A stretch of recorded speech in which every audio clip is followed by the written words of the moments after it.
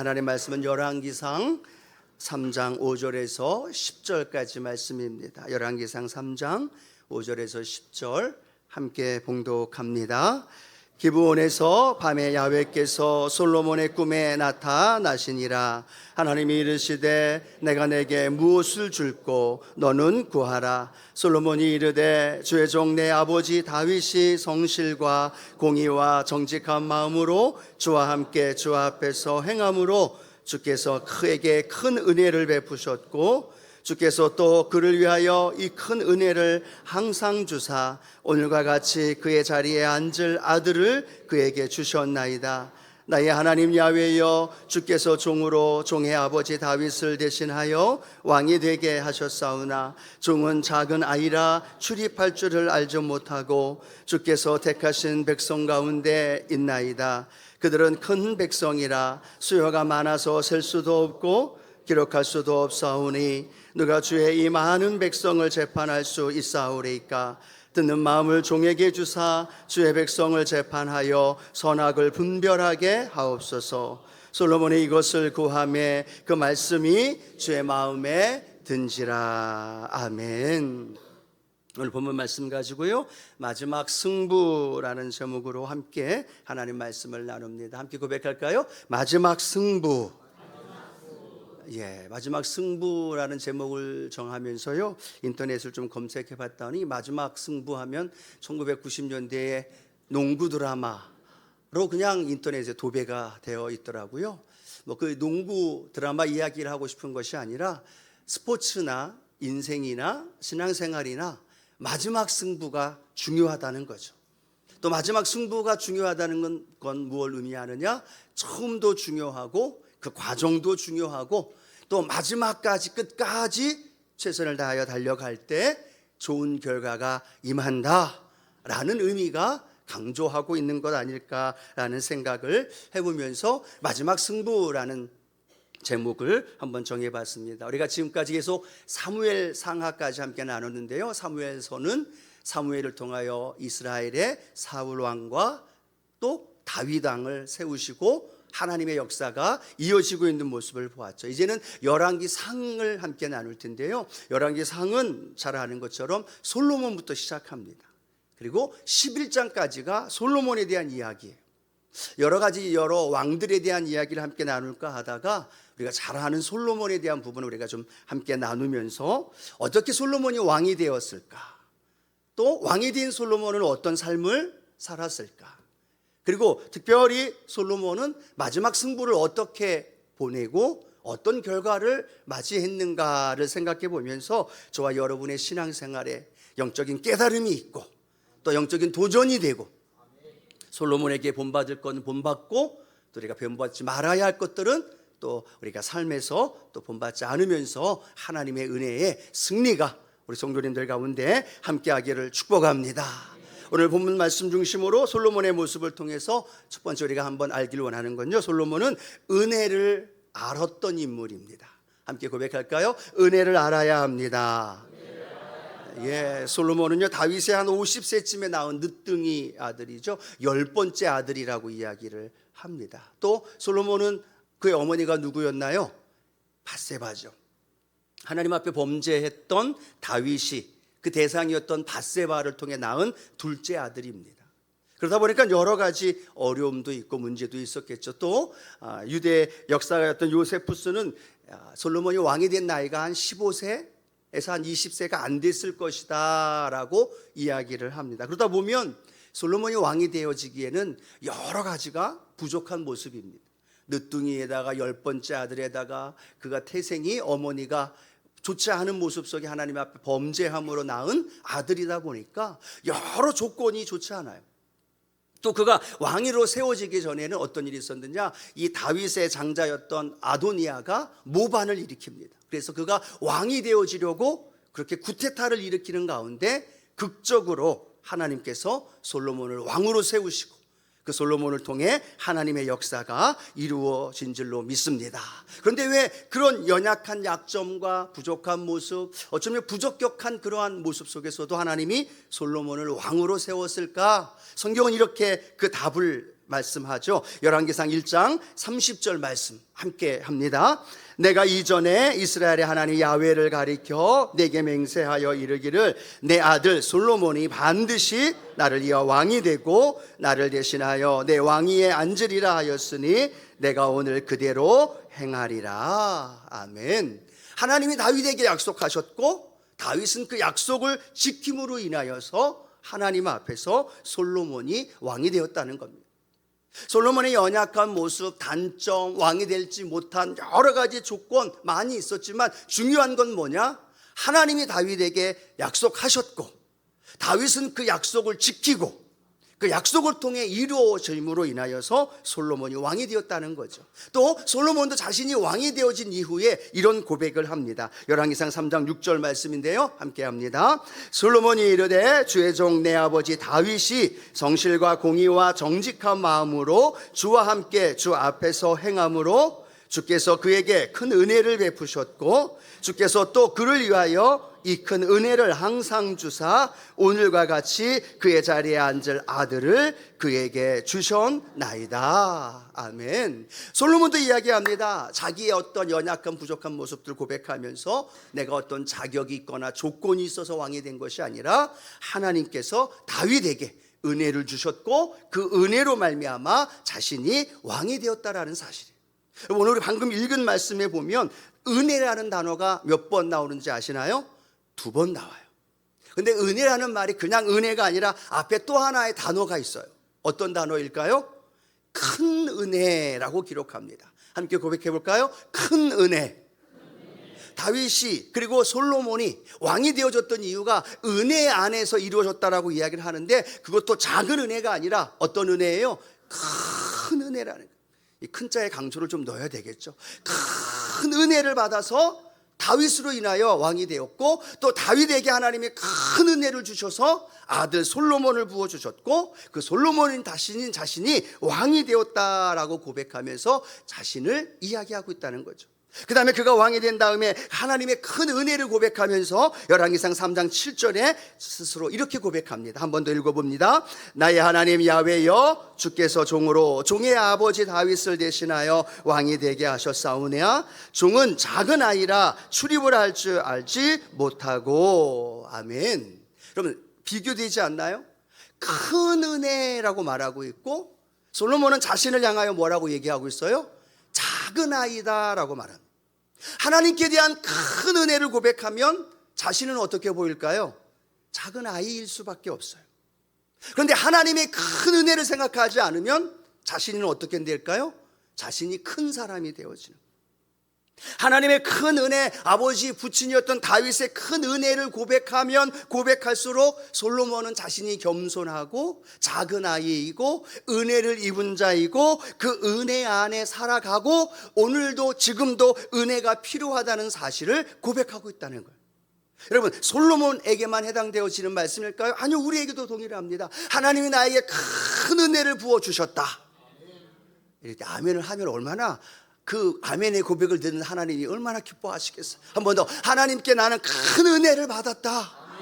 큰 은혜를 받음을 고백하면 우리는 하나님께 큰 하나님의 영광을 올려드리는 대신에 나 자신은 겸손하고 연약해지고 그 하나님 앞에 또 기도의 무릎을 꿇으며 살아갈 수 있다는 거죠. 근데 반대로 하나님의 은혜를 망각하고 하나님의 은혜에 메말라 있고 하나님의 은혜가 내 삶에 떨어지면 반대로 어떻게 되어질까요? 내가 큰 사람이 되고 내 목소리가 커지고 내 삶의 현장에 나타나는 모든 것들이 내가 한 것처럼 착각하면서 나 중심대로 나 목소리 크게 살아가는 모습을 발견하게 되어지는 거죠. 그럼 한번 생각해 보십시오. 나는 지금 하나님의 큰 은혜를 알며 살아가고 있는지 아니면 하나님의 큰 은혜가 언제부턴가 작아졌다가 지금은 아예 그 은혜조차 모르고 오직 나만 커지고 오직 내 중심이 되어지고 오직 내 목소리만 커지고 오직 나만 인정받고 드러나기를 원하고 있는 모습이 우리의 모습이 아닌가. 오늘 이 예배를 통해서 하나님의 큰 은혜를 발견하는 역사가 있게 되기를 축복합니다. 그 은혜를 발견했던 사도 바울 뭐라고 고백하고 있습니까? 그 은혜를 발견하기 전에는 자기 중심으로 자기 율법으로 자기 열심으로 살아가지만 그가 다메섹 도상에서 예수님 만나죠. 그 예수님 만난 다음에 그가 깨닫는 건, 야, 내가 한 것이 아니구나. 내가 지금까지 걸어온 나 자신의 연약한 모습들을 고백하면서 고린도전서 15장 10절 사도 바울의 고백이죠. 함께 고백해 봅니다. 그러나 내가 나 된 것은 하나님의 은혜로 된 것이니 내게 주신 그의 은혜가 헛되지 아니하여 내가 모든 사도보다 더 많이 수고하였으나 내가 한 것이 아니요 오직 나와 함께 하신 하나님의 은혜로라. 이 고백이 바울의 고백만이 아니라 저와 여러분의 고백이 되기를 축복합니다. 계속해서 바울이 고백하는 게 뭐예요? 은혜예요. 은혜예요. 은혜예요. 신앙생활이 뭘까요? 내가 하는 것으로 알고 내가 삶으로 살아가고 내가 이룬 것으로 살다 그렇게 알고 있다가 예수님 만나고 나니까 내가 누리고 있는 것들, 내가 가지고 있는 것들, 내가 살아온 모든 것이 하나님의 은혜라는 걸 발견하는 것, 그것이 예수님 믿는 믿음의 삶인 줄로 믿습니다. 그리고 또 믿음의 삶이 어떤 삶일까요? 그 은혜가 오늘도 나는 필요합니다. 그 은혜 없이는 나는 살 수 없습니다. 오늘도 그 은혜가 나는 목마릅니다 라는 그 은혜에 대한 목마름으로 살아가는 것, 그것이 믿음의 삶이고 신앙의 생활인 줄로 믿습니다. 여러분, 왜 우리가 삶에서 원망하며 불평하고 또 삶에서 짜증나고 힘들어하면서 그렇게 살아가나요? 가정에서도 여러분이 왜 언제 화를 내고 노를 바랍니까? 내 뜻대로 안 될 때, 내 마음대로 안 될 때, 내 남편이 내 마음대로 안 돼요. 그러니까 열받는 거예요. 내 뱃속으로 난 내 자식이 내 뜻대로 안 돼요. 말을 그렇게 안 들어. 그러니까 화가 나고 열받는 거예요. 근데 여러분 아십니까? 내 뜻대로 안 되는 게 그게 은혜예요. 여러분의 뜻대로 됐으면 여러분이 이 자리에 앉아 있겠습니까? 제가 제 뜻대로 됐으면 여기 앉아서 여기 서서 여러분에게 말씀을 전할까요? 제가 예수님 믿었을까요? 내 뜻대로 안 되는 게 은혜고. 아직도 공감을 안 하시는군요. 내 뜻대로 돼야 그게 은혜이군요. 내 뜻대로 안 되는 게 은혜고 그게 하나님의 섭리라는 거예요. 내 뜻대로 안 되는 그 삶의 모습 속에서 하나님의 은혜를 갈망하고 하나님의 은혜 없이 살 수 없습니다라는 그 믿음의 고백이 신앙생활의 스타트 첫걸음이 되어지고 오늘도 이 예배가 그 은혜 아니면 안 된다라는 믿음의 고백이 이 예배를 통해서 하나님 앞에 나아가게 되기를 축복합니다. 어제 7월 13일 큐티 365 감사 큐티 혹시 제목이 뭔지 아시나요? 내가 받은 은혜를 기억하라 였어요. 감사 큐티 어제의 말씀 제가 그거 보면서 야, 오늘 하나님 제가 설교하는 내용에 이렇게 연결을 시켜주시는군요. 이게 또 은혜이군요. 할렐루야. 예, 만달란테 받았던 그 자가, 그 종이 자신이 그 갚을 수 없는 그걸 용서받고 탕감받았는데 100데나리온 빚진 자를 찾아가서 그거를 갚어라, 못 갚다, 나중에 갚겠다. 그러니까 그를 몇 옥사를 잡고 옥에 가두게 되어지는 그 모습 보면서 내가 받은 은혜, 그 은혜 받은 대로 내가 좀 살아가고 있는가, 기억하고 있는가, 오늘 생각해 보면서 저와 여러분이 하나님 은혜 안에 살아가는 믿음의 성도님들 되어지기를 주님의 이름으로 축원합니다. 여러분, 은혜를 잊어버리면요, 은혜를 주신 하나님도 잊어버리게 돼요. 내게 지금 은혜 받고 은혜 안에 살아가는데 그 은혜가 메마르고 그 은혜를 잊어버리고 그 은혜를 모르게 살아가면요, 내게 그 은혜 주신 하나님도 우습게 여겨지게 되어져요. 그리고 도리어 그 은혜의 자리, 하나님의 은혜로 하나님 만났던 그 은혜의 축복의 자리, 예배의 자리, 섬김의 자리도요 점점점 가치가 없어지고요, 점점점 내 삶에 필요 없는 것으로 바뀌어지기 시작되어진다는 거예요. 그럼 반대로 내가 은혜가 필요하고 내가 은혜 안에 살아가기를 원하고 내가 오늘도 그 은혜가 회복되기를 원하는 분, 아멘. 그렇다면요, 은혜의 자리에 나오는 거죠. 그 은혜, 섬김의 자리, 헌신의 자리, 예배의 자리에 함께 하면서 누구를 만나요? 은혜 주신 하나님을 만나는 거예요. 그 은혜 주신 하나님을 경험하는 거죠. 그 은혜 주신 하나님 만나면서 어떻게 고백해요? 하나님, 내가 이렇게 큰 은혜를 받았군요.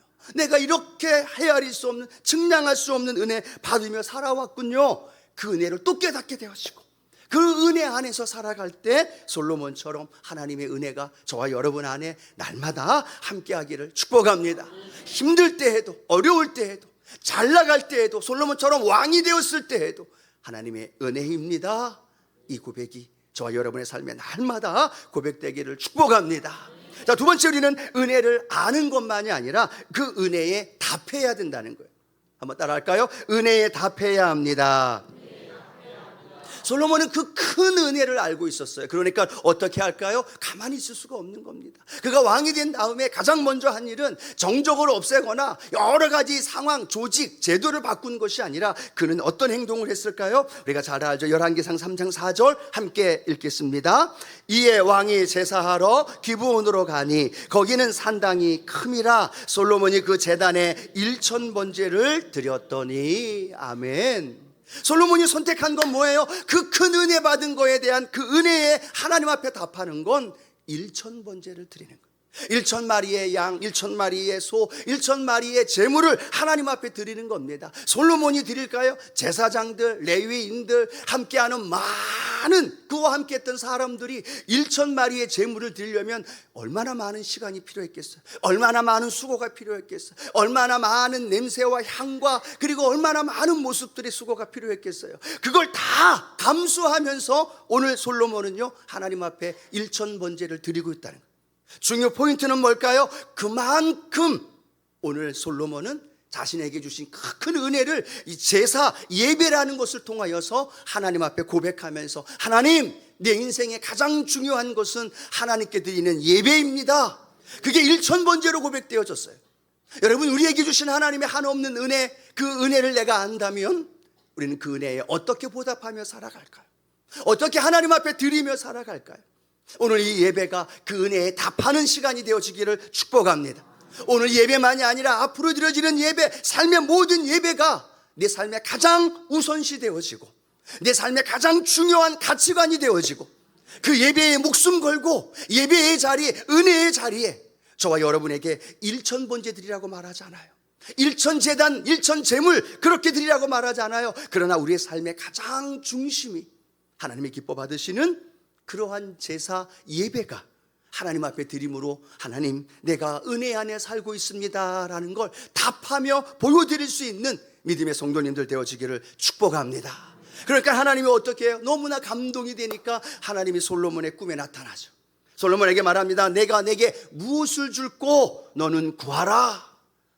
저도 이런 음성 듣기를 원합니다. 여러분들 그런 음성 듣기를 축복합니다. 하나님이 말씀하는 건 너 내게 구하라. 내가 내게 뭘 줄꼬? 라고 구합니다. 그런데 놀라운 그 주님의 질문은요, 앞으로 솔로몬, 내가 왕이 되어지는 인생에서 무엇을 가장 중요시 여기며 살아갈 거냐? 라는 걸 묻는 질문이에요.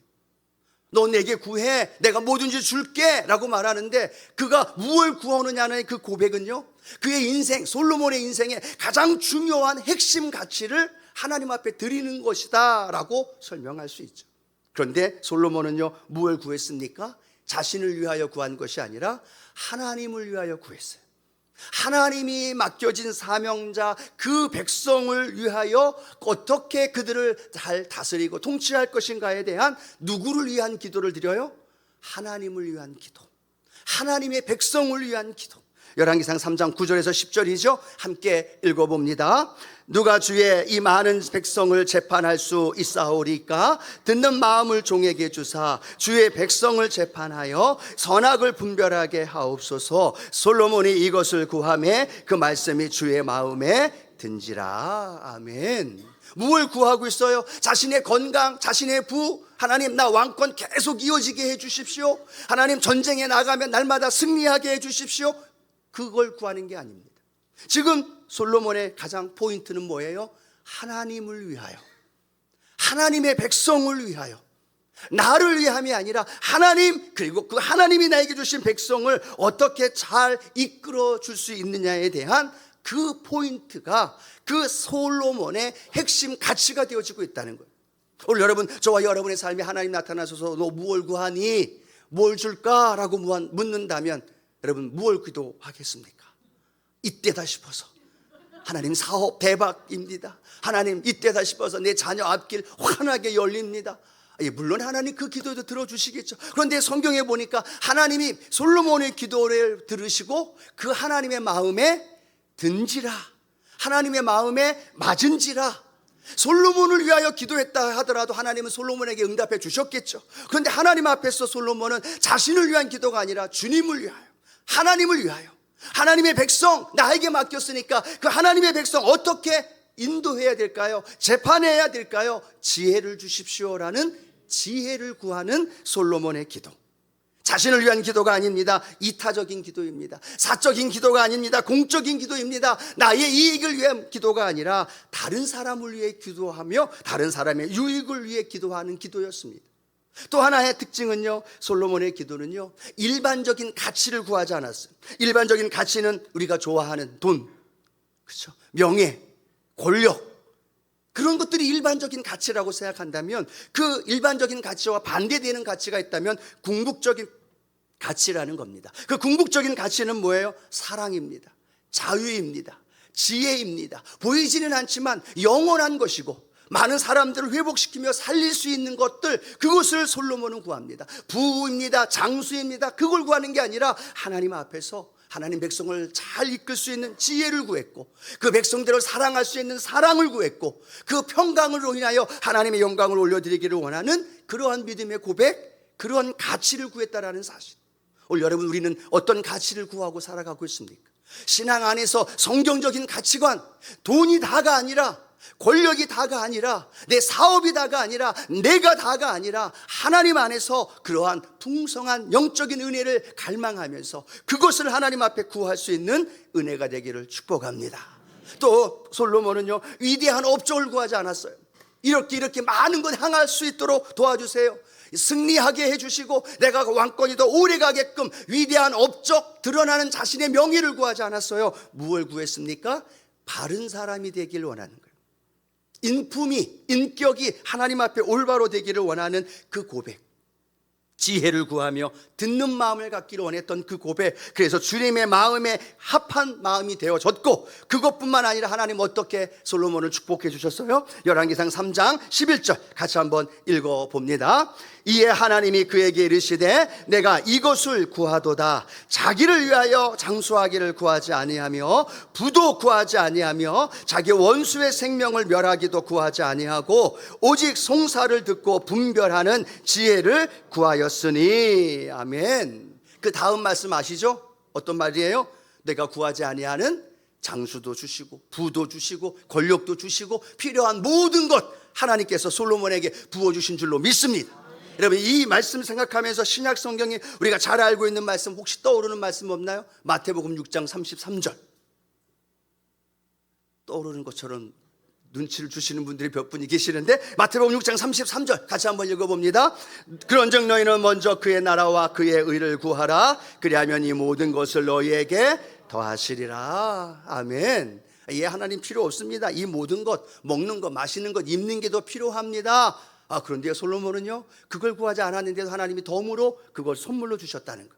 여러분 아십니까? 우리가 먹는 것, 마시는 것, 입는 것은 우리가 구해서 얻는 것이 아니라 그건 하나님이 우리에게 책임지시도록 하나님이 우리를 부어주시는 거예요. 우리가 먼저 그의 나라와 그의 일을 구하면 이 모든 것은, 먹는 것, 마시는 것, 입는 것은 우리에게 더하여 주시는 거예요. 믿으시면 아멘. 그럼 혹시 지금 먹는 거 구하고 계시나요? 마시는 거 구하고 계시지 않나요? 입는 거 구하지 않나요? 아니요, 그건 하나님 우리에게, 자녀된 우리에게 아버지 되신 하나님이 주시는 은혜예요. 그걸 구하는 게 아니라 이 모든 것을 더하시는 그 은혜를 누리기 위해서 솔로몬처럼 궁극적인 가치를 구하는 거고, 자신이 인품을 구하는 것이고, 주님을 위하여 구할 때 하나님은 그 마음에 맞은지라, 그리고 필요한 모든 것들을 하나님이 채워주시는 거예요. 그 은혜에 보답하는 것, 여러분 기억하십시오. 은혜에 보답하면서 예배를 드렸어요. 은혜에 보답하면서 주님을 위해 구했어요. 그런데 그에게 돌아온 건 뭐예요? 그 은혜에 보답함으로 더 많은 축복이, 더 많은 권세가, 더 많은 부와 명예가 솔로몬에게 부어 주시더라는 거예요. 이 놀라운 진리, 저와 여러분의 삶 가운데 경험되는 은혜가 있게 되기를 축복합니다. 자, 그런데 세 번째가 마지막, 그게 중요하죠. 그러나 은혜를 지키지 못했다는 겁니다. 솔로몬이 하나님의 은혜를 알았고 그 은혜에 보답했습니다. 그런데 중요한 건 점점 솔로몬의 나라가 강성해지고 솔로몬의 인기가 높아지고 수많은 이웃 나라 사람들이 찾아오면서 그 솔로몬의 마음속에 으쓱하는 마음과 함께 하나님 대신 그 자리가 자기 자신이 올라오기 시작합니다. 하나님이 지키신다는 걸 깨닫고 알았었던 그 솔로몬이 그 자리에 대신 말들을 더 많이 두고 이방 나라와 정략 결혼을 하게 되고 이방 여인을 처첩을 1000명을 두고 그들이 가지고 온 우상을 하나님의 성전 앞에 산당을 두고 우상 숭배하는 일들이 벌어지기 시작하더라는 거예요. 처음은 좋았는데, 그리고 중간까지 좋았는데 갈수록 자신의 이름이, 자신의 삶이, 자신의 사적인 모습들이 증거되어지고 드러나면서 백성들에게 도리어 고통을 주고 10년 넘게 자기 왕궁을 짓기도 하고 자기의 어떤 명예와 권력을 누리면서 그렇게 자신을 향하여 추구하며 살아가는 오늘 솔로몬의 모습. 하나님이 2번이나 꿈에 나타나서 솔로몬에게 경고하죠. 그런데 그 경고에도 솔로몬은 듣지 아니하고 결국은 비참한 최후를 맞이하고 결국은 솔로몬으로 인하여서 나라가 둘로 쪼개지게 되어지고 또 어떤 역사가 나타나느냐, 참 두려운 말씀이에요. 열왕기상 11장 14절 말씀인데요, 함께 같이 한번 읽어봅니다. 야훼께서 에돔 사람 하닷을 일으켜 솔로몬의 대적이 되게 하시니 그는 왕의 자손으로서 에돔에 거하였더라. 뭐라고 말하고 있어요? 야훼께서 하닷을 일으켜 솔로몬의 대적이 되게 하셨다는 거예요. 솔로몬의 대적이 나타났는데 그 대적이 우연히 나타난 게 아니라, 그 대적이 저절로 나타난 게 아니라 어떤 방법이에요? 하나님이 대적을 일으켜서 솔로몬에게 전쟁과 함께 그를 깨닫게 해주고 있다는 거예요. 결국엔 직간접적으로 하나님이 대적하는 사람들을 세워서 솔로몬을 대적하고 있는 모습이 나타난다. 그 하나님의 은혜를 알았고 그 하나님의 은혜 안에서 예배하고 그 은혜 안에서 구했던 그가 마지막 승부, 마지막 믿음의 길을 걸어가는 그의 인생 속에 결국은 우상숭배, 결국은 자신을 향해서, 결국은 삶의 현장 안에 자신이 드러나는 그런 교만한 모습 속에 하나님이 그를 대적할 수밖에 없고, 경고하고 또 경고해도 깨닫지 못하자 결국은 그런 모습 속에 나라가 분열되어지는 안타까운 모습. 오늘 믿음으로 신앙생활하고 있는 저와 여러분을 향해 히브리서 기자는 우리가 어떤 삶이 살아가고 있는지를 이렇게 설명합니다. 히브리서 12장 1절 말씀인데요, 함께 합니다. 이러므로 우리에게 구름같이 둘러싼 허다한 증인들이 있으니 모든 무거운 것과 얽매이기 쉬운 죄를 벗어버리고 인내로서 우리 앞에 당한 경주를 하며 라고 말합니다. 즉 우리에게도 솔로몬처럼 처음이 있고 중간이 있고 마지막이 있다는 거예요. 그런 경주자의 모습을 성경은 히브리서 기자는 우리에게 말합니다. 지금 우리 인생 속에 땅 소리를 내고 신앙의 스타트가 되어져서 열심히 달리는 분이 있는가 하면, 처음 달리는 분도 있는가 하면 중간 지점을 달리고 있는 분도 있고, 아니면 마지막 승부를 향하여 걸어가고 있는 분들도 있다라는 겁니다. 그런데 중요한 건 그 달려가는 걸음이 지금 내가 주저앉아 있는지, 멈추어 있는지, 아니면 솔로몬처럼 그 자리가 자기 자신이 되어져 버리진 않았는지, 하나님을 향하여 달려가야 되는데 세상을 보고 하나님을 향하여 달려가야 되는 그 걸음 위에 세상의 자신과 물질, 때로는 자신의 안락이 들어와 있음으로 인하여 달려가는 걸음이 스톱되어지고 주저앉아 있어서 낙심하고 절망하고 아니면 세상 가운데 흔들려 걸어가고 있는 모습이 우리의 모습이 아닌지. 사랑하는 성도 여러분, 오늘 이미 우리 교회 안에서든 신앙생활하면서 하나님 안에서 스타트가 되어주신 분들이 있다면 열심을 다하여서 믿음의 길을 달려가기를 주님의 이름으로 축복합니다. 지금이 뭐예요? 마지막 승부일 수 있다는 거예요. 내일이 마지막 승부 오겠지, 그 다음 마지막이 오겠지, 그걸 누가 합니까? 우리의 미래는 아무도 알 수 없기 때문에 과거도 중요하지만 더 중요한 건 현재이고, 미래도 중요하지만 지금 내가 어떻게 살아가고 있는지 그것이 중요하다는 사실을 안다면 우리는 기억해야 합니다. 오늘이, 지금이 마지막 승부라는 사실을. 과거에 아무리 봉사하고 헌신하고 충성하고 열심을 다했다고 해서 지금 어떤 삶을 살아가고 있나요? 앉아있지 않나요? 주저앉아서 다른 사람을 향하여 비난하고 또 다른 사람을 향하여 원망하며 그렇게 살아가고 있지 않나요? 아니면 지금도 열심히 달려가고 계시나요? 중요한 건 마지막 승부, 그때에 주님 뵙는 그날, 그때 우리는 멈추지 않고 솔로몬처럼 버림받지 아니하고 주님 안에서 달려가는 그 믿음의 길을 우리의 삶 가운데 걸어가야 될 줄로 믿습니다. 열심히 달려오신 우리 은퇴 장로님들, 연세 많으신 권사님들, 우리 교회의 초창기 멤버로서 지금까지 믿음으로 걸어오셨던 믿음의 선배 한 분 한 분 주님의 이름으로 축복합니다. 그 자리에 멈춰 있을 것이 아니라 다시 그 자리에서 일어나셔서 더 빨리 가지는 않는다 할지라도, 더 많은 일들을 행할 수는 없을지라도 주어진 그 삶의 자리에서 조금씩 걸으면서, 조금씩 걸으면서 뛰면서 믿음의 경주를 다해 가시기를 주님의 이름으로 부탁을 드립니다. 토요일날 오전에 은혜사역위원회 하는데요, 제가 깜짝 놀랐어요. 은퇴 장로님이 그곳에 계시더라고요. 토요일날 이른 아침에 은퇴장로 연세가 기드신 분인데 그 시간에 오셔서 은혜사역위원회 그 도시락 가지고 주변에 있는 아이들에게 나누어 주고 걸으면서 조금씩 하면 된다고 말씀하시고, 아이고 바쁘시고 몸이 괜찮냐고 물어보니까 지금 그게 하는 것이 너무나 기쁘고 감사하다는 거예요. 오랫동안 더 많은 일을 했지만 지금 그 일도 하나님의 이름을 알기 때문에 멈추지 않고 그 삶의 자리에서 최선을 다하여 달려가고 있는 모습이에요.